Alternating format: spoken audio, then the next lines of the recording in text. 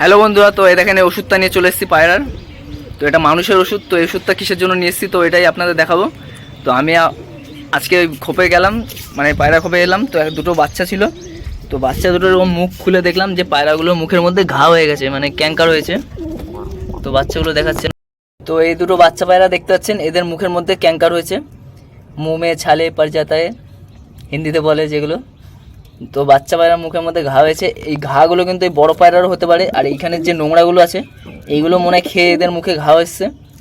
এই যে এখানে গ্রিটটা দিইনি বলে এই নোংরাগুলো খেয়েছে, ওই নোংরাগুলো আবার এই বাচ্চাগুলোকে খাইছে। তো তারপর থেকে মুখের মধ্যে ঘা চলে এসছে। তো এদেরও দেখতে হবে চেক করে যে এদেরও হয়েছে কিনা। এটা একটা ভাইরাস টাইপের, মানে ছড়ায়। এই বাচ্চা পায়রা থাকলে মা বাবা চলে আসবে। আর এটা এত ডেঞ্জার রোগ, মানে এই ঘাটা মুখের মধ্যে মানে গাছের শেকড়ের মতো ঢুকে যাবে। আর ওটা ধীরে ধীরে যত দিন যাবে যদি ট্রিটমেন্ট না করেন ওটা অনেক বড় হয়ে যাবে। আর ওটা বড় হয়ে গেলে পায়রা খাবার খেতে পারবে না, নিঃশ্বাস নিতে পারবে না, মানে অনেক কিছুর প্রবলেম চলে আসবে। মানে পায়রাটা মরে যাবে যদি 15-16 দিন থাকে, এরকম পায়রাটা মরে যাবে। আর এই যে ওষুধটা নিয়ে এসেছি দেখতে পাচ্ছেন, কে ফোন করছে আবার, তো দেখাচ্ছি আপনাদের।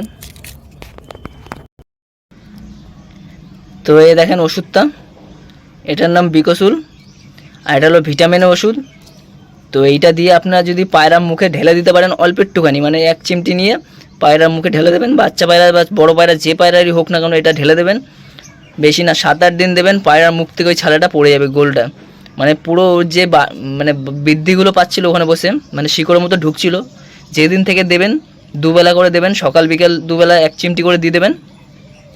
আর পায়রার মানে যাবে না। তো আমি পায়রা ধরেও দেখে দিচ্ছি আর পায়রাকে দিয়েও দেখিয়ে দেবো এটাকে। তো এই ওষুধটা দেখে নেন ভালো করে। 2.5 টাকা পিস নেবে বিকসুল। তো এই দেখেন ওষুধটা। এবার পায়রায় আমি ওষুধটা খুলছি। কোন একটা মাথা খোলা ছিল দেখলাম, মনে হলো এইটা।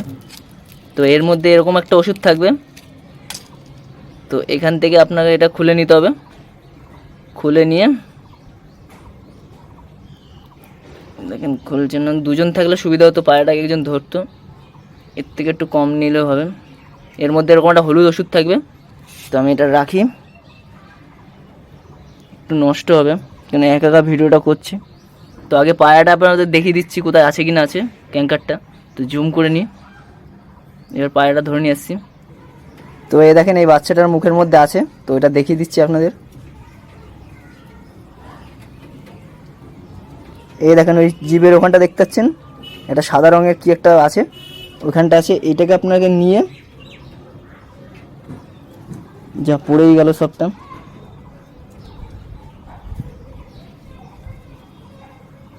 তো এই দেখেন এই যে দেখতে পাচ্ছেন ওই যে সাদা রঙের, তো এইখানটা হালকা করে জাস্ট এই যে এরকম ঢেলে দিতে হবে।